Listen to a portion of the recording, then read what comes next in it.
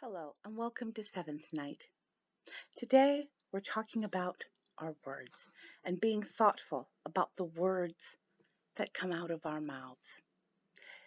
There is a great deal of Jewish commentary on speech, says Sarah Hurwitz, who wrote Eight Nights, Eight Jewish Values, Reflections for Hanukkah on the Jewish Obligation to Build a Better World. She goes on to say, this great deal of Jewish commentary on speech about gossip, shaming, lying, and more, and a verse from the biblical book of Proverbs warns, death and life are in the power of the tongue. This may seem hyperbolic until you consider this quote from Rabbi Abraham Joshua Heschel.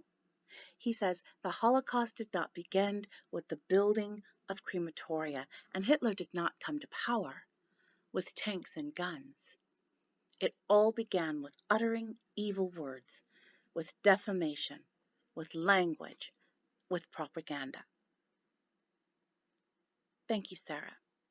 Much like the other nights, the Seventh Night commentary seems to speak to us here at Lace on Race incredibly directly. Here together, we are all about words in this space, right? Words said and unsaid, heard and unheard. We even talk about the white spaces between the words. When words are what we have, really when words are all we have, to share with each other, it is so incredibly important that the words that we have at our disposal are gifts to be offered, not weapons to be wielded. We talk about this all the time because so often words are, at least on the surface, undervalued. But by now we all know the lie that is embedded in sticks and stones may break my bones, but words will never hurt me. We also know by now how to be mindful and aware of the power dynamic regarding speech. Whose words hold the most import? Which words can be discarded? We know that words can be both illuminating and obfuscating.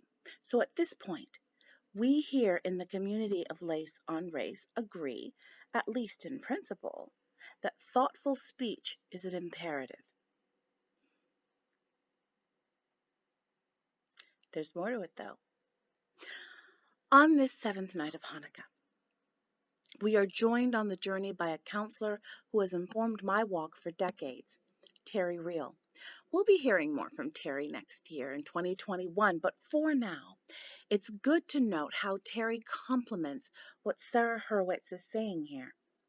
Terry Reel considers thoughtful speech to be a part of what he calls an ethic of nonviolent living. This means more than just the words we say out loud or commit to paper or pixels. Terry also includes our thought lives.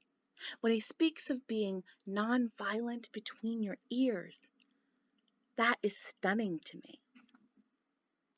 Rarely do we do deep dives about what's going on within our heads, but our interior lives drive our praxis in major ways. We know how to at least seem to tame the worst impulses of our interior lives. We know when to make our thought lives more palatable to those watching or reading. We're pretty skilled at it.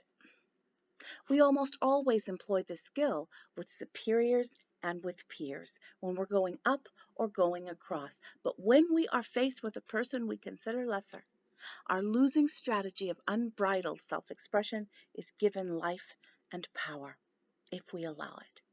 So now we see that it is more, far more complicated than just being careful about what we speak. We need to be careful and discerning about what information we allow into our heads. We need to be careful about the company we keep, which influences our interior lives. We need to be sure we are offering gifts and not wielding weaponry. We need to ensure that the words that we say are true, necessary, and kind. We need to remember how our words land on others, and we need to always, always remember power and supremacy. And also this. We need to have a tough talk with the person who influences our choices and our behavior the most, ourselves. Our thought lives can either spiral ever upward, bringing us closer and closer to the people we want to be, or it can enable, even encourage, regress and relapse. If people could read or hear the running commentary that's always in your head, would you be mortified? That's my thought for tonight in my evening reflections. So, mindful and thoughtful speech includes the unspoken, includes the nonverbal, includes what we say to others, about others, and what we say to ourselves. Let our lips always be loving and never lashing. And another seventh night ends.